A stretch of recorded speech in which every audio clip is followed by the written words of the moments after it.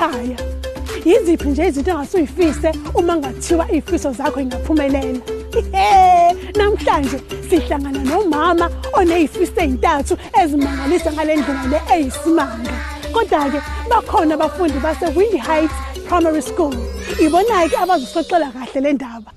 Ixoxwa kabusha nguHendy Hartman, imifanekiso nguHadel Dedikind. Kwake kwakhona umame owayihlala nomnyeni wakhe eduze komfula iHlimbitho. Nsuku zonke lo mame wayeya ehlathini ayogawula izinkuni. Njalo nje umnyeni wakhe wayemnikeza ukudla ayezokudla namanzi ayezowaphuza uma esesekujuleni kwehlathi. Ngelinye ilanga waqoka isihlahla ayezosigawula. Lesi sizolunga kakhulu kusho yena. Sikhulu impela futhi ngizothola izinkuni eziningi kuso. Ngaphambi kokuthi umama athi, "Hayibo, iqatha lenyama laselinamathele ekhaleni lakhe." Babeyolibamba balidonsa, alisukanga. Nomyeni walidonsa, langasuka. Balibamba balidonsa, akwenzekanga lutho. Umama wayeseqala ukukhathazeka. "Hayibo, yini manje?" kubuza umama. "Angazi, kodwa kumele lisuke," kusho indoda. Umama wabona ukuthi kumele kube khona okuthile akwenzayo ngaphambi kokuthi umyeni wakhe akhiphe elinye igama. "Ngifisa sengathi lingasuka ekhaleni lami leli qatha," kuthetha umama. "Ngiyakucela ungasilimazi lesi sihlahla," kusho indoda encane.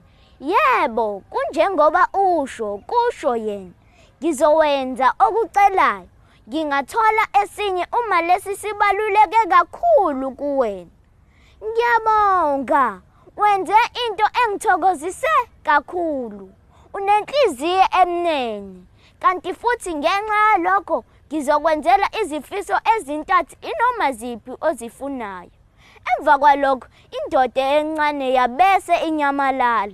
Ngisho noma umama ecinga kuphi nehlathi yayingabona ngisho nangokhalo. Umama wagcina eselahla izandla ngendaba yokucinga. Wagcina esebhekisa amabombo ekhaya. Yonke indlela ekhaya wayelokhu enikina ikhanda esamangele yilokhu okwenzekile. Wafika ekhaya, wahlala phansi phandle ukuze aphumule. Wazilokhu ezibuza eziphendula ukuthi ngabe kukhona yini umuntu omlutho ngomlingo na? Yonke leyo micabango yamenza ukuthi alambe. "Engabe isidlo sakho sihle sesilungile baba?"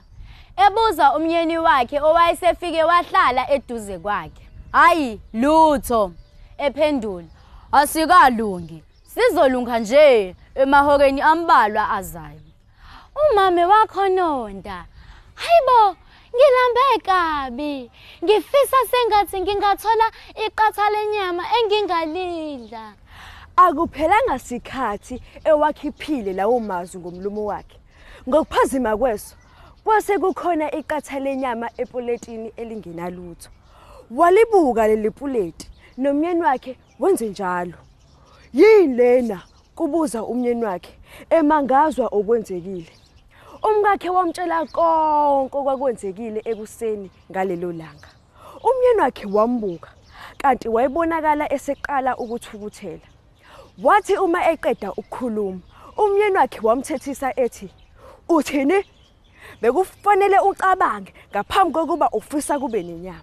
Awuhlakaniphile ngangokuthi ngifisa sengathi lelo qatha lenyama linanyathiselwa ekhaleni lakho." Ngaphambi kokuthi umama athi, "Hayibo, iqatha lenyama laselinamathele ekhaleni lakhe." Babeyolibamba balidonsa, alisukanga. Nomyeni walidonsa, langasuka. Balibamba balidonsa, akwenzekanga lutho.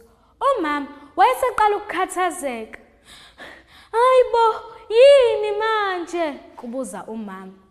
"Angazi, kodwa kumele lisuke," kusho indoda.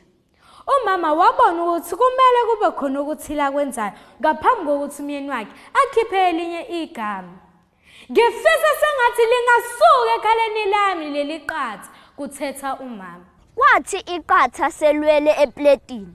Owesifazane nomyeni wakhe bahlala phansi babukana.